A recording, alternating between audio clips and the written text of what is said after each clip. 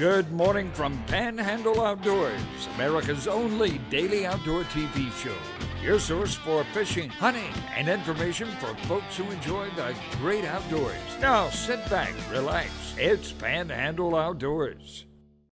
Good morning and welcome to Panhandle Outdoors. I am Bill Allen sitting in for Winston this morning, this Tuesday, February the 6th. We've got a great show lined up for you, very special guest, a familiar face.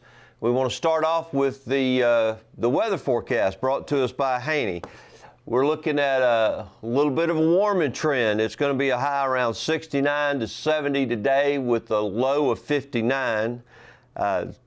Southeast winds, complements of the southeast winds at 5 to 10. And then maybe this evening a little bit of kind of like a 30% chance of rain. And that's going to pretty much run through, all week. We got some rain here or there, but generally warmer temperatures, and south wind instead of coming out of the north. So it's time to get ready. But average water temperature is about 63.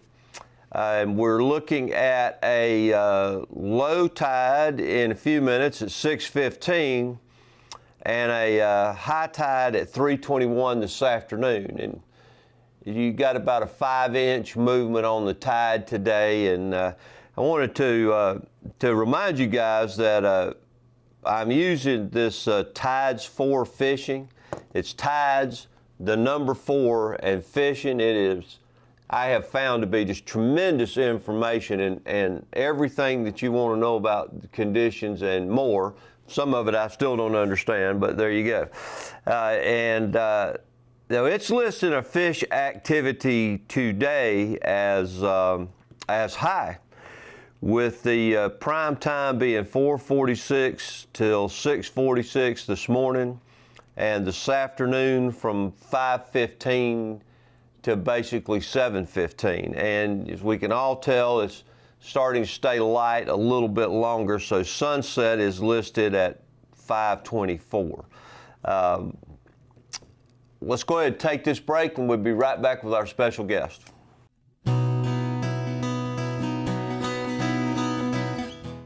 Welcome back. As you can see, I am joined by my good friend and great captain, Captain Matt Smith. What's going on, Matthew? Glad to be here. February. Glad to be anywhere, right? Glad to be here. Matt, I always count on Matt. He's on the water all the time. This Panama City Inshore got a great operation over there, great guys to fish with, and not only a great resource for what's going on the water, but also the way you guys keep up with the current legislations and the FWC, I think is fantastic. Going to a commission meeting this week. How about that? By coincidence. Tallahassee. What's the update? Well, we're still just involved in working with the state, working with the FWC.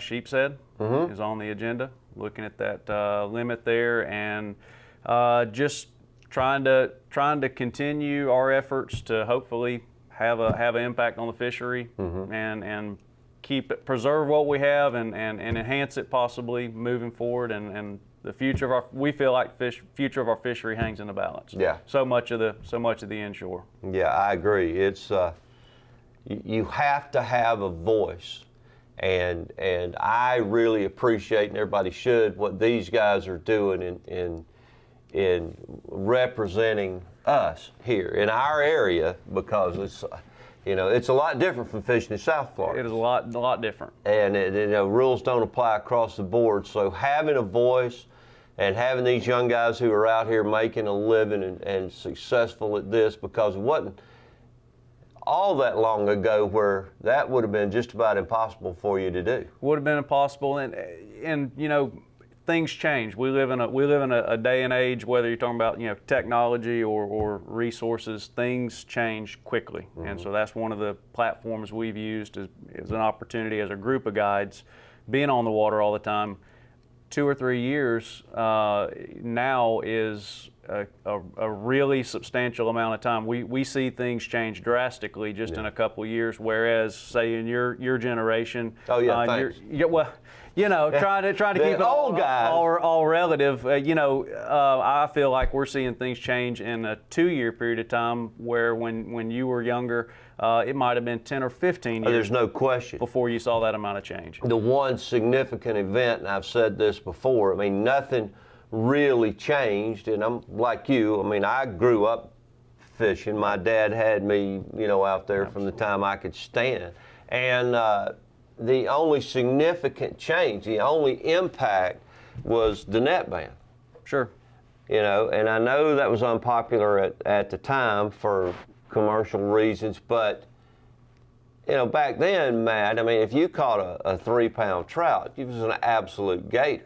Right. Now you have the ability to go out, you can catch some 5 and 6 pound. You see these pictures coming in. I mean, Greg and I probably catch 8 or 10 a year that are those big gator type trout. But sure. and the redfish, the way they came back, I mean, and you're right. Other than that, nothing was really changing, nothing to impact. And one of the I think the biggest variables with that is population, and that's something we use, and we've continued to experience a lot of growth, continued fishing pressure, and if you don't make changes with the fishery, with the limits and regulations, that's probably the best way to mitigate a decline. Yeah. We all know there's all of these environmental factors and things that are at play, and we can't always put our finger on those, and we can't always have an effect. But the one thing we can control is what we remove from the fishery. Mm-hmm. And it's the self-fulfilling prophecy. I mean, you have shows like this. You have Winston's retired now, but his class, which was so popular, that introduced so many kids to fishing. Absolutely. That we took for granted because I did it all my life. That's right. And then, talking to Winston and with the outdoors class, there were people that went fishing for the very first time when he took them or introduced it to them. Sure. And then you have people coming to you, men with moms and dads bringing kids, and they want to give them that experience. And they go out, have a great time catching fish. Well, now they're hooked like us. So that's why you see boat sales, license sales. People are getting more involved with the fishing community. That's it. And there's some debate about youth involvement in outdoors, and anything we can do to aid with that. It takes opportunity. For someone to get an interest in something, they've got to have opportunity to participate. So the more opportunity you have to participate. And one of the points I like to use all the time is growing up as a kid and being able to just go out in the bay and wade around and catch fish just about anywhere you go. You can't do that now, and for a young person, that's a big deal. It is limited where you can get to the bay and where you can catch fish. So, all right, we're going to take a quick break, and then we'll be right back. All right, welcome back. Here with Matt Smith again. And Matt, let me ask you, we were just talking about how much you're on the water and how much I'd like to be on the water, but what do you do on a regular basis that everybody should to keep your equipment maintained? You just have to almost have a, I guess, paranoid. I don't know if paranoid sense is the right word. Probably. But you just have to always be willing to look into and address an issue all the time. To whether it's, starting all the way from the trailer, boat sitting on the trailer, from the trailer, going to the top, and by the time you get to the top and working your way back down to the bottom, always looking, always expecting. One advantage of being on the water all the time is you do start to have a understanding of the life expectancy of certain things, and I'm like batteries. Great example. And you learn how valuable it is to replace things before they leave you stranded or cause an issue. So as a guide, it's money well spent to change out batteries, change out pumps, change out things at the first sign. That's one interesting thing, whether it's trailer issues, boats, wiring, batteries, pumps, most things will give you a little bit of a warning. And you can either go, I can get a few more trips out of this. Battery's getting a little weak, but I'll change them out next month. I don't have time. And for the average guy that gets one Saturday a month to go, I get it. That's the last thing you want to do is spend part of your time and go down and replace batteries. But as a general rule, you have a sense of being paranoid about being stranded and or it causing you a problem that in turn costs me money. Yeah, yeah. That's a little more serious. But yeah, it's one thing on the motors that I started doing from the time I first had one is, I have an annual service done every year from foot to top. So tuned up, all the oil's changed out. I've got that 150 four-stroke Mercury. It's 10 years old now. Wow. But every time I hit that button, it cranks, and I keep asking about it, and they keep telling me, well, it's in great shape, so it's going to have to fall off before I spend the money to replace it, and I love the hull of my boat, so I'm keeping the boat's my boat. But that, if you're not doing that, you need to be doing that. And I know a lot of people that don't fish during the winter time, which is kind of when we thrive, not thrive, but look forward to when you have a good winter. You can't completely ignore your reels. Nope.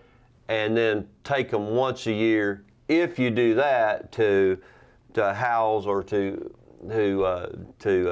half hitch out there or somewhere to have them done, and then of course this time of the year, they're going to be because everybody's going to rush down there at the same time, and then you run into those guys that don't ever do it. But you got to keep those reels cleaned out. Use the port to add a little grease every now and then. But and it doesn't hurt to pull the spool off. It gets dust from riding in the boat. On the trailer and other things that impact your fishing. And hey, if you do have that one Saturday a month you get to fish, or one Saturday a week, the last thing you want is an equipment failure, like with a reel. Got enough variables that equal out to a successful day on the water, most of which are variables you can't control, uncontrollable variables. So try to control the ones you can. Equipment is a big part of that. Mm-hmm. Spare, I like to use and have spare equipment.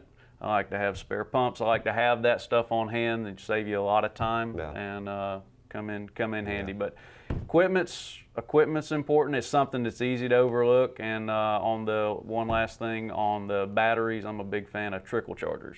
Yes. I put a trickle charger on everything I have, and you can get them for as low as $20. Put a trickle charger on each battery. It'll charge it. Once you charge it, it'll maintain it, and then it won't overcharge it. And then when you get there and you're ready to go fishing, you're not going to have a dead battery. And it's not that difficult. If your boat doesn't come with an onboard charger, it's really not that difficult to do. Mine didn't, and I added it, and it's the greatest thing in the world. It will extend your battery life. That's it. And let's put it, it was cold. We had some cold days this winter.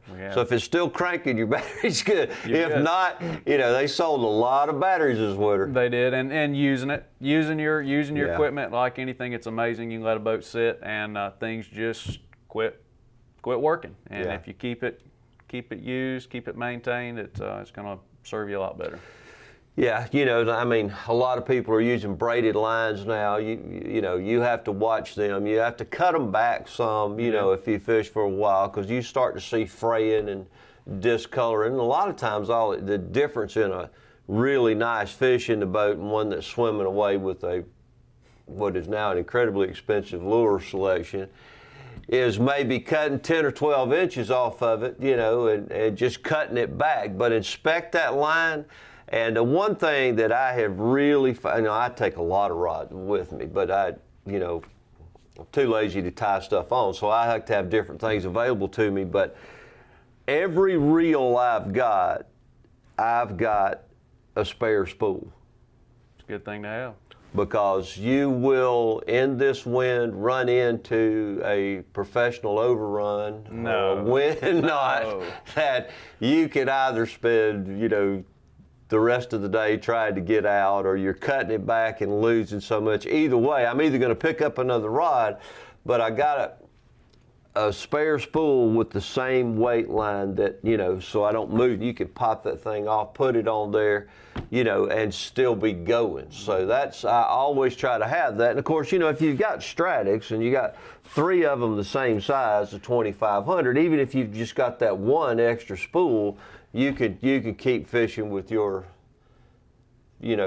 choice of lure at that point. It's just part of being prepared, and what's the saying? Preparation prevents poor performance. That's true. That's one of the most valuable things I took away from all the years of tournament fishing is you can't, it's hard to put a price on preparation, and whether you're competing or just out on a Saturday trip, that's something if you get in the habit of doing, it'll save you a lot of trouble, a lot of frustration. Because when it fails, it's not going to be on that small fish.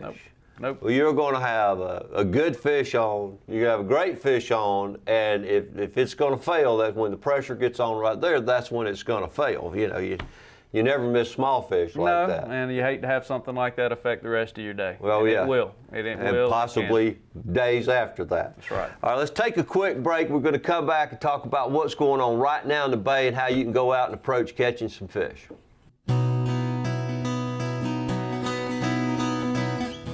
All right, welcome back.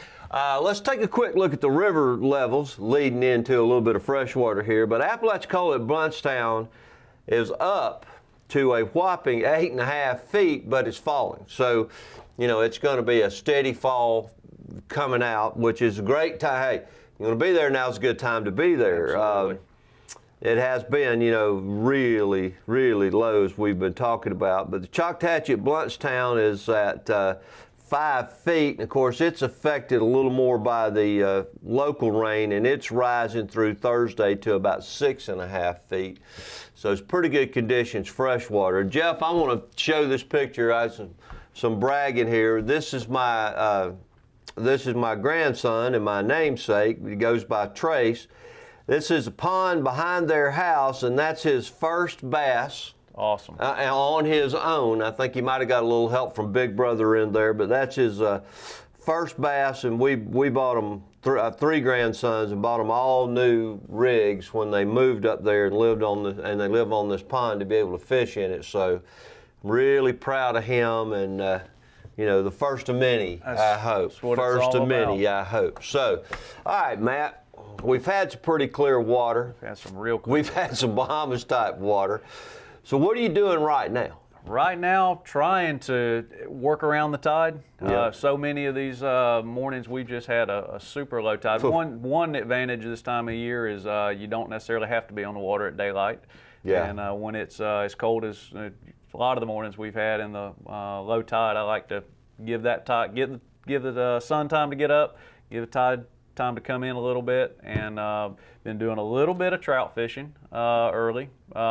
Been kind of hit or miss. That clear water, that'll work against you sometimes. Really, a lot of times we talk about detail and presentation and just how critical things can be, but when you're in a real super still environment, say you're in one of these creeks, you're in a bayou, and you've got a real still with stable conditions, and the kind of water clarity we've had, you've got to have it. You got to have it down to a science. I found this year smaller baits. Yeah. Whether it's a small shrimp imitation or a grub or smaller topwater, if I'm throwing a topwater, seems to work better. I think the fish are just getting a better look at your offering than they have in years past.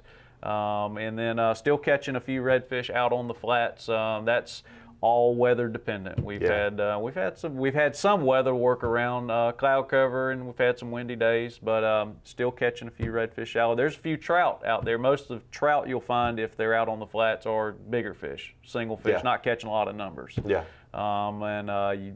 Live shrimp. That's what I would recommend to anyone if you're planning a day, wanting to go out and fish in the bayous or get in the creeks, and especially if you're taking a young person. Live shrimp. Can't go wrong. Trout and redfish, catch sheep's head. And you're starting to get the water starting to warm a little bit. The sun gets on it.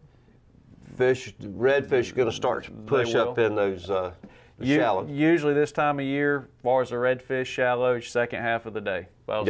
Pick a day, pick a pick a half a day to go, I'd certainly start about lunchtime and fish up to sunset. I think you'll be more productive in getting out there. With the low tides, a lot of times it just really dictates where you can get and fish. Yeah, there's some places look like you could walk across the bay. That's what you were talking about, the tides for fishing app. I'm going to check that out. And one of the first things I noticed as you were showing me that was the pressure. Yep. And one of the kind of misunderstood facts about those very, very low tides, of course, we have a winter low tide first thing in the morning. You get the wind behind it associated with the cold front, but the other factor that makes those tides so low is the pressure.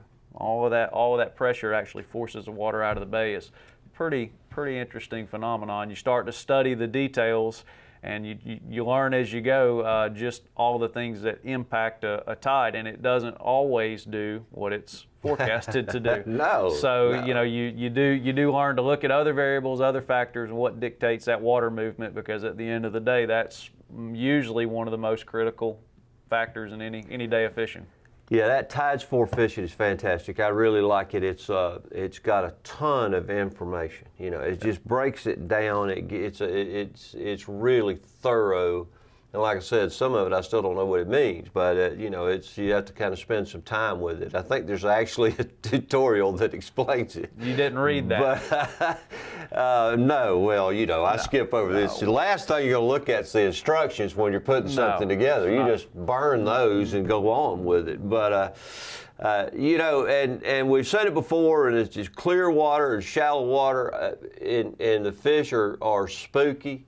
They're very spooky. Stay off the trolling motor. You are not going to chase them down. Nope.